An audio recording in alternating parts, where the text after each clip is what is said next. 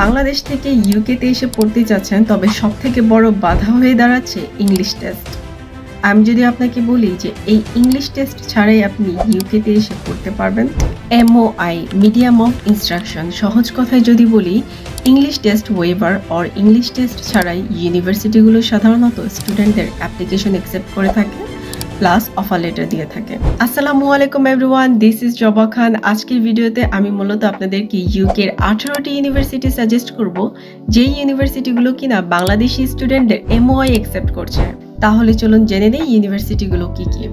University of Portsmouth, Aston University, Kingston University, Suffolk University, Regent College London, University of Hertfordshire, University of Wolverhampton, University of South Wales, Cardiff Metropolitan University, Abertay University, Bangor University, Wrexham University, University of Hull London, University of Wales Trinity, Saint David, UWTSD, University of West Scotland, University of Essex, Birmingham City University, and University of the West of England, UWE, Bristol.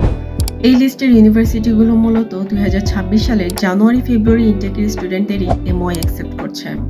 একটি কথা মনে রাখবেন, MOI কিন্তু শুধুমাত্র masters কোর্সের স্টুডেন্টদের জন্যই প্রযোজ্য।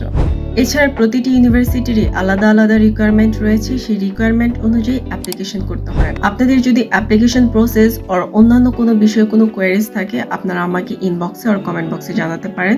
আমি চেষ্টা করব আপনাদেরকে যথাসম্ভব হেল্প করার। আজকের মতো এই পর্যন্তই, ধন্যবাদ সকলকে।